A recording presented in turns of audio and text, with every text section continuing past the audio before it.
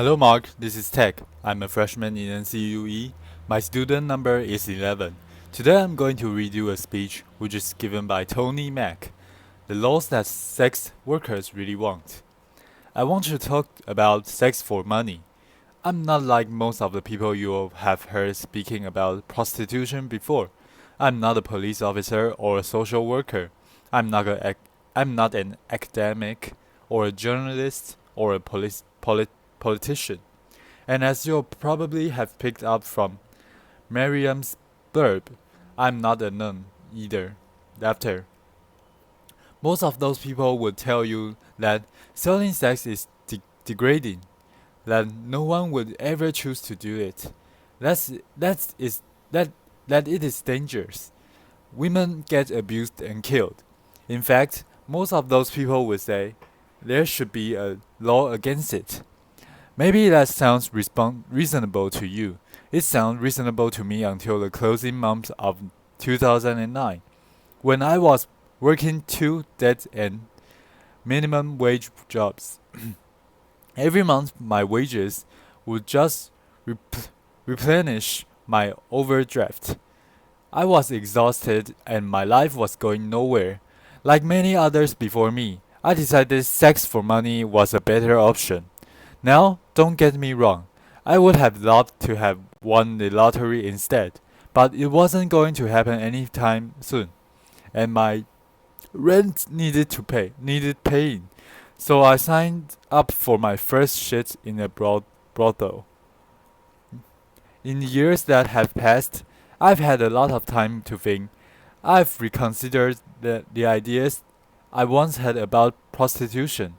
I've given a lot of thought to consent and the nature of work up under capitalism. I thought about gender inequality and the sexual and reproductive labor of women. I've experienced exploitation and violence at work. I've thought about what's needed to protect our other sex workers from free things. Maybe you've thought about them too. In this talk, I'll take you through the four main legal approaches applied to sex work throughout the world and explain why they don't work, why prohibiting the sex industry actually ex- ac- exacerbated activates every harm that sex workers are vulnerable to. Then, I'm going to tell you about what we, as sex workers, actually want. The first approach is full criminalization. Half the world, including Russia, South Africa, and most of the US, regulates sex work by criminalizing everyone involved. So let's seller, buying and third parties. Lawmakers in these countries apparently hope that the fear of getting arrested will deter people from selling sex. But if you are forced to choose between obeying the law and feeding yourself or your family, you are going to do the work anyway and take the risk. Criminalization is a trap. It's hard to get a conventional job when you have a criminal record. Potential employers won't hire you. Assuming you still need money, you'll stay in the more flexible, informal economy. The law forces you to keep selling sex, which is the exact opposite of its intended effect. Being criminalized leaves you exposed to mistreatment by the state itself. In many places, you may be coerced into paying a bribe or even into having sex with a police officer to avoid arrest. Police, police and prison guards in Cambodia, for example, have been documented subjecting sex workers to what can only be described as torture. Threats at gunpoint, beatings, electric shocks, rape and denial of food. Another worrying thing, if you are selling sex in places like Kenya, South Africa, or New York, a police officer can arrest you if you're caught carrying condoms, because condoms can legally be used as evidence that you are selling sex. Obviously, this increases HIV risk. Imagine knowing if you're busted carrying condoms. It, it'll be used against you. It's a pretty strong incentive to leave them at home, right? Sex workers working in these places are forced to make a tough choice a tough choice between risking arrests or having risky sex. What would you choose? Would you pack condoms to go to work? How about if you're worried the police officer would rape you when he got you in the van? The second approach to regulating sex work seen in these countries is partial criminalization, where the buying and selling of sex are legal, but surrounding activities like brothel keeping or soliciting on the street are banned. Laws like these, we have them in the UK and in France, essentially say to us sex workers, hey, we don't mind you selling sex. You just make sure it's done behind closed door and all along. And brothel keeping, by the way, is defined as just two or more sex workers working together. Making that illegal means that many of us work alone, which obviously makes us vulnerable to violent offenders. But we're also vulnerable if we choose to break the law by working together. A couple of years ago, a friend of mine was nervous after she was attacked at work. So I said that she could see her clients from my place for a while. During that time, we had another guy turn nasty. I told the guy to leave or I'd call the police. And he looked at the two of us and said, "You girls can't call the cops. You're working together. This place is illegal." He was right. He eventually left without getting physically violent, but the knowledge that we were breaking in the law empowered that man to threaten us. He felt confident he'd get away with it. The, prohib- the prohibition of street prostitution also causes more harm than it prevents. Firstly, to avoid getting arrested, street workers take risks to avoid detection, and that means working alone or in isolated locations like dark forests where they are vulnerable to attack. If you're caught selling sex outdoors, you pay a fine. How do you pay that fine without going back to the streets? If it was the need for money that saw you in the streets in the first place, and so the fines stack up, and you're caught in a vicious cycle of selling sex to pay the fines you got for selling sex. Let me tell you about Mariana Papa, who worked in Redbridge, Eastern London. The street workers on her patch would normally wait for clients in groups up for safety in numbers and to warn each other about how to avoid dangerous guys. But during a police crackdown on sex workers and their clients, she was forced to work alone to avoid being arrested. She was stabbed to death in the early hours of October 29, 2013. She had been working later than usual to try to pay off a fine he had received for soliciting. So, if criminalization sex workers hurts them, why not just criminalize the people who buy sex? This is the aim of the third approach I want to talk about. The Swedish or Nordic model of sex work law. The idea behind this law is that selling sex is intrinsically harmful, and so you are. In fact, helping sex workers by removing the option, despite growing support for what's often described as the end demand approach. There's no evidence that it works. There's just as much prostitution in Sweden as there was before. Why might that be?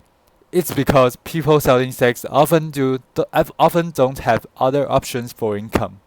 If you need that money, the only effect that a drop in business is going is going to have is to force you to lower your prices or offer more risky sexual services. If you need to find more clients, you might seek the help of a manager. So you see, rather than putting a stop to what's often described described described as pimping, a law like this actually gives oxygen to potentially abusive third parties. To keep safe in my work, I try not to take bookings from someone who calls me from a withheld number. If it's a home or a hotel visit, I try to get a full name and details. If I worked under the Swedish model, a client would be too scared to give me that information. I might have no other choice but to accept a booking from a man who is untraceable if he later turns out to be violent. If you need their money, you need to protect your clients from the police. If you work outdoors, that means working alone or in isolated locations, just as if you were criminalized yourself. It might mean getting into cars quicker. Less negotiating time means snap decisions. Is this guy dangerous or just nervous? Can you afford to take the risk? Can you afford not to? Something I'm often hearing is prostitution would be fine if we made it legal and regulated it.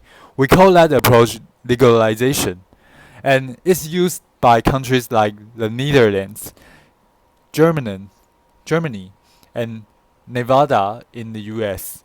But it's not a great model for human rights.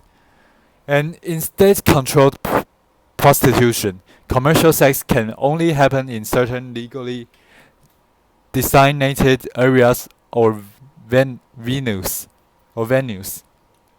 And sex workers are made to comply with politicians deliberately make regulation around the sex industry expensive and difficult to comply with.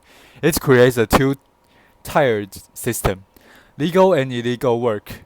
We sometimes call it backdoor criminalization.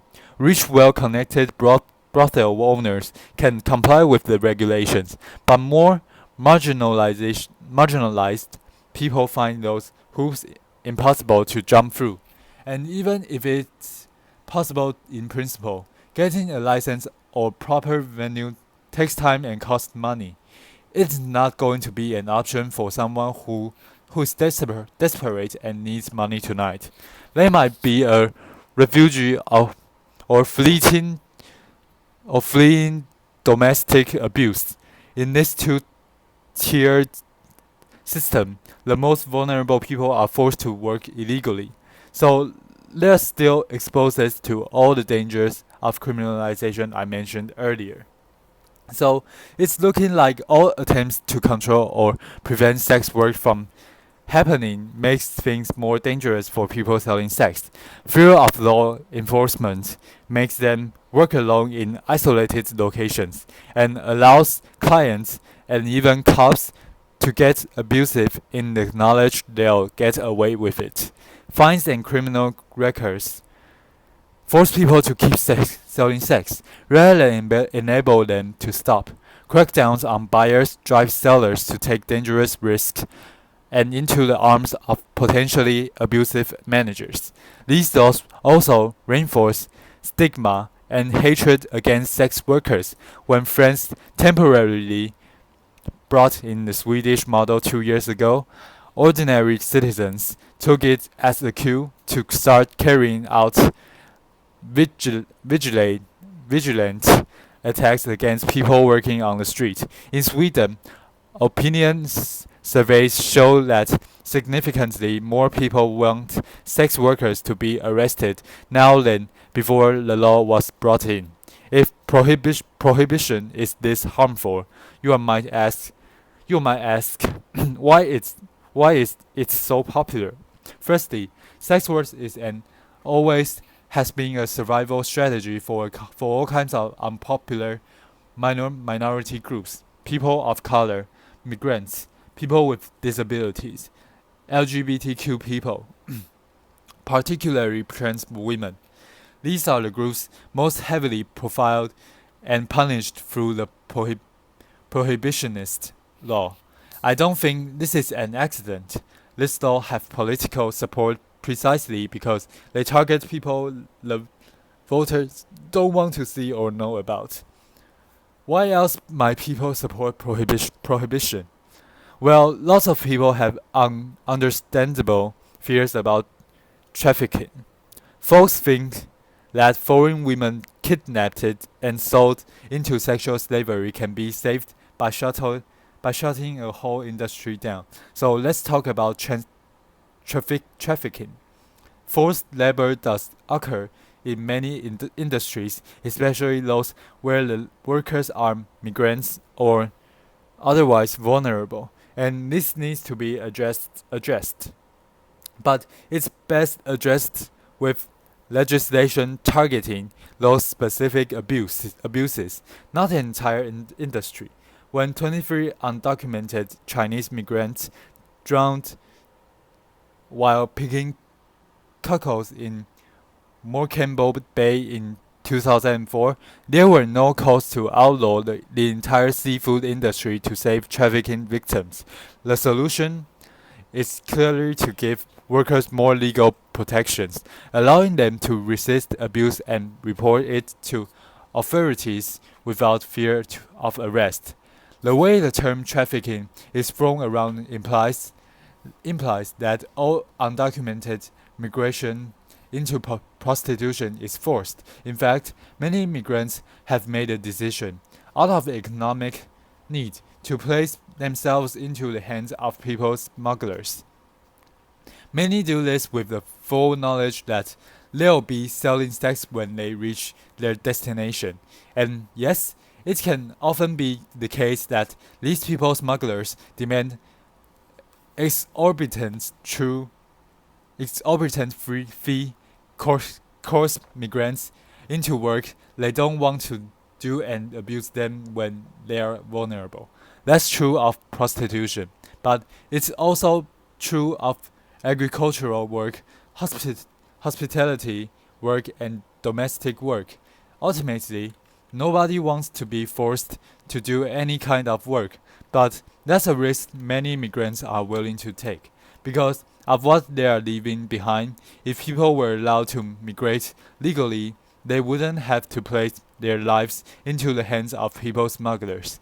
The problems arise from the criminalization of migration, just as they do from the criminalization of sex work itself. This is a lesson of history. If you try to prohibit something that people want or need to do, whether that's drinking alcohol or crossing borders or getting an abortion or selling sex, you create more problems than you solve. Prohibition barely makes a difference to the amount of people actually doing those things, but it makes a huge difference as to whether or not they are safe when they do them. Why else might people support prohibition? As a feminist, I know that the sex industry is a side of deeply entrenched social inequality. It's a fact that most buyers of sex are men with money, and most sellers are women without. You can agree with all that, I do, and still think prohibition is a terrible policy. In a better, more equal world, maybe there will be far fewer people selling sex to survive, but you can simply legislate a better world into existence. If someone needs to sell sex because they are poor or because they are homeless or because they are undocumented and they can't find legal works, taking away that option doesn't make them any less poor or house them or change their immigration status. People worry that selling sex is degrading. Ask yourself, is it more degrading than going hungry or seeing your children go hungry? There's no call to ban rich people from hiring nannies or getting manicures, even though most of the people doing that labor are poor. Migrant women. It's the fact of poor migrants. Women selling sex specifically that has some feminists uncomfortable. And I can understand why the sex industry provokes strong feelings. People have all kinds of complicated feelings when it comes to sex. But we can't make policy on the basis of mere feelings, especially not over the heads of the people actually affected by those policies. If we get fixated on the abolition of sex work, we end up worrying more about the particular manifestation of gender inequality rather than about the underlying causes. People get really hung up on the question, well, would you want your daughter doing it? That's a wrong question. Instead, imagine she is doing it. How safe is she at work tonight? Why isn't she safer? So, we have looked at full criminalization, partial criminalization, the Swedish and Nordic model, and legalization, and how they all cause harm. Something I never hear asked is, what do sex workers want? After all, we are the ones most affected by these laws. New Zealand decriminalized sex work in 2003. It's crucial to remember that decriminalization and legalization are not the same thing. Decriminalization means the removal of laws that punitively target the sex industry. Instead, treating sex work much like any other kind of work in New Zealand, people can work together for safety, and employers of sex workers are accountable to the state. A sex worker can refuse to see a client at any time, for any reason, and 96% of street workers report that they feel the law protects their rights. New Zealand hasn't actually seen an increase in the amount of people doing sex work, but decriminalizing it has made it a lot safer. But the lesson from New Zealand isn't just that its particular legislation is good, but then crucially, it was written in collaboration with sex workers, namely the New Zealand Prostitutes Collective. When it came to making sex work safer, they were ready to hear it straight from sex workers themselves. Here in the UK, I'm part of sex worker-led groups like the Sex Worker Open University and the English Collective of Prostitutes, and we form part of global movement demanding decriminalization and self-determination. The universal symbol of our movement is the red umbrella. We are supported in our demands by global bodies like UNAIDS, the World Health Organization, and Amnesty International. But work rights matter to you. Make space for us in your movement. That means not only listening to sex workers when we speak, but amplifying our voices. Resist those who silenced us. Those who say that a prostitute is either too victimized, too damaged to know what's best for herself, or else too privileged and too removed from real hardship, not representative of the millions of voiceless victims. This distinction between victim and empowered is imaginary. It exists purely to discredit sex workers and make it easy to ignore us. No doubt many of you work for a living. Well, sex work is work too. Just like you. Some of us like our jobs. Some of us hate them. Ultimately, most of us have mixed feelings. But how we feel about our work isn't the point. And how others feel about our work certainly isn't. What's important is that we have the right to work safely and on our own terms. Sex workers are real people. We have had complicated experiences and complicated responses to those experiences. But our demands are not complicated. You can ask expensive escorts in New York City, brothel workers in Cambodia, street workers in South Africa, and every girl on the roster at my old job in Soho. And they will all tell you the same thing. You can speak to millions of sex workers and countless sex work-led organizations. We want full decriminalization and labor rights as workers.